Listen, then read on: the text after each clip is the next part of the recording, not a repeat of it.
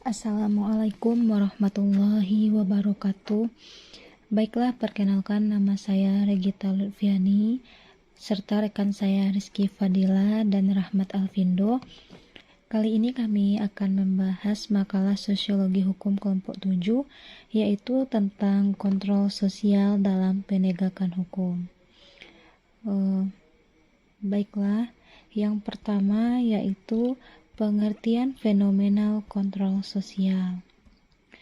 Kontrol sosial adalah suatu upaya teknik dan strategi yang mencegah perilaku manusia untuk menyimpang dalam masyarakat. Kontrol sosial terjadi dimanapun, contohnya keluarga, sekolah, dan masyarakat. Kebanyakan orang yang melanggar norma-norma sosial yang ada akan diberi sanksi atau hukuman dan penghargaan karena melakukan sesuatu yang terkait dengan norma sosial. Teknik kontrol sosial beroperasi di tingkat kelompok dan tingkat masyarakat. Orang yang kita anggap sebagai teman sebaya atau setara memengaruhi kita untuk bertindak dengan cara tertentu. Yang sama adalah benar dari orang yang memegang otoritas atas kita atau menempati posisi yang menakjubkan. Pengertian teori kontrol sosial merujuk kepada setiap perspektif yang membahas ihwal pengendalian tingkah laku manusia. Pengertian teori kontrol sosial atau social control theory merujuk kepada pembahasan delinkuensi dan kejahatan yang dikaitkan dengan variabel-variabel yang bersifat sosiologis, antara lain struktur keluarga, pendidikan, dan kelompok dominan. Demikian, pendekatan teori kontrol sosial ini berada dengan teori kontrol lainnya. Pemunculan teori kontrol sosial ini diakibatkan tiga ragam perkembangan dalam kriminologi. Pertama, adanya reaksi terhadap orientasi labeling dan konflik dan kembali kepada penyelidikan tentang tingkah laku kriminal. Kedua, munculnya studi tentang criminal justice sebagai suatu ilmu baru telah membawa pengaruh terhadap kriminologi menjadi lebih pragmatis dan berorientasi pada sistem. Yang ketiga, teori kontrol sosial telah dikaitkan dengan suatu teknik riset baru khususnya bagi tingkah laku anak atau remaja, yakni self-report survey. Pengertian kontrol sosial menurut para ahli. Yang pertama, menurut Horton, kontrol sosial atau pengendalian sosial merupakan segala jalan serta proses di mana sekelompok orang atau masyarakat sehingga setiap anggotanya bisa bertindak yang selaras dengan kelompok atau masyarakat tersebut. Yang kedua, Joseph S. Raucek, kontrol sosial merupakan sebuah istilah kolektif yang merujuk terhadap proses yang direncanakan ataupun tidak direncanakan, yang sifatnya membujuk, mengajar, atau bahkan memaksa seorang individu dalam beradaptasi dengan kebiasaan serta nilai-nilai kelompok. Yang ketiga yaitu Peter L. Berger, kontrol sosial atau pengadilan sosial merupakan beragam cara yang dipakai oleh sekelompok masyarakat guna mengekang pemberontak atau pembangkang. Yang keempat, Sutandio Wignio Subroto, kontrol sosial atau pengadilan sosial merupakan sanksi yang merupakan bentuk dari sebuah penderitaan yang sengaja telah disediakan oleh masyarakat. Yang kelima yaitu Astrid S. Susanto, kontrol sosial atau pengadilan sosial merupakan mengontrol psikologis sekaligus non-fisik, sebab hal ini merupakan tekanan mental kepada seorang individu sehingga individu akan bersikap serta bertindak sesuai dengan penilaian dalam kelompok. Baiklah, itu materi yang pertama. Materi kedua akan disampaikan oleh rekan saya. Baik, saya Rizky Fadila akan melanjutkan materi dari rekan saya yang sebelumnya. Yang B, jenis-jenis kontrol sosial. Adapun macam-macam dari pengendalian sosial yang terbagi berdasarkan sifat, perlakuan, dan pelaku diantaranya adalah sebagai berikut.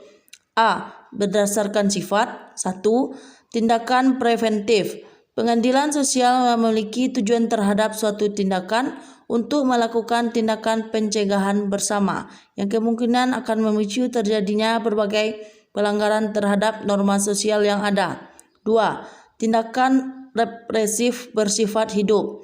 Pengendalian sosial yang memiliki tujuan guna dapat mengembalikan kekompakan yang pernah terganggu sebab pernah terjadi sebuah pelanggaran dengan panduan yang menjatuhkan sanksi sesuai dengan pelanggaran yang dilakukan. 3. Tindakan kuratif. Pengendalian sosial yang bersifat kuratif adalah pengendalian sosial yang dilaksanakan sewaktu terjadinya penyimpangan sosial. B. Berdasarkan cara perlakuannya. 1. Persuasif, yakin suatu cara pengendalian sosial yang dilaksanakan tanpa menggunakan tindakan kekerasan, sebagai contoh membujuk, membimbing, memberikan nasihat, dan yang lainnya.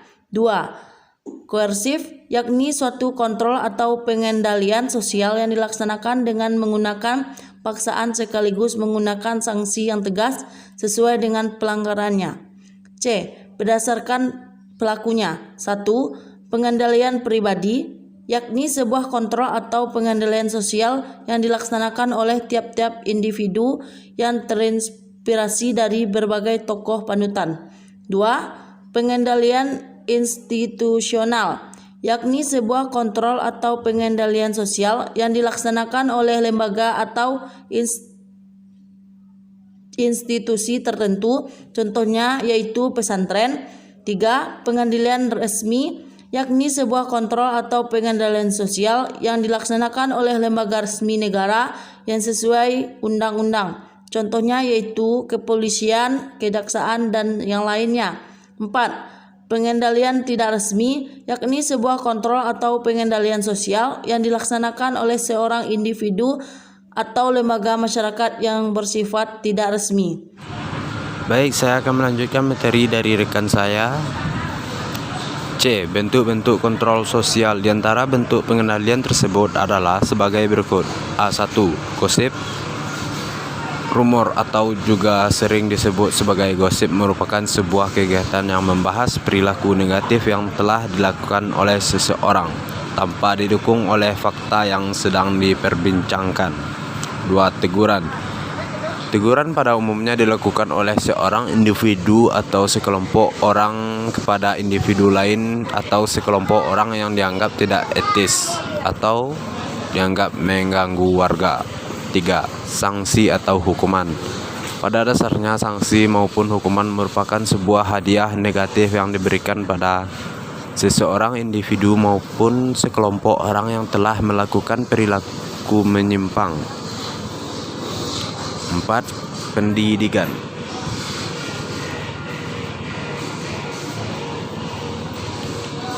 Pendidikan merupakan upaya sadar yang dilaksanakan oleh seorang individu atau sekelompok orang dalam hal mempengaruhi seseorang ataupun sekelompok orang guna meraih tingkat kematangan. 5.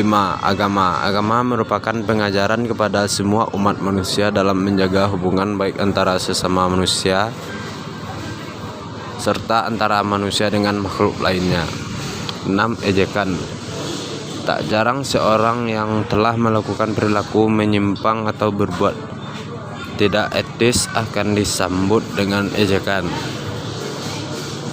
7. Pengucilan.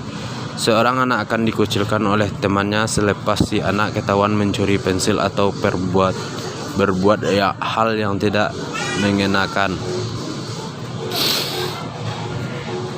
8. Intimidasi. Seorang pegawai KPK yang menerima teror SMS dengan berisi ancaman sewaktu tengah menangani kasus korupsi triliunan. Ancaman tersebut adalah salah satu bentuk intimidasi supaya pegawai KPK tersebut tidak akan mengusut kasus yang tengah ia selidiki. Sekian materi dari kelompok 7. Wassalamualaikum warahmatullahi wabarakatuh.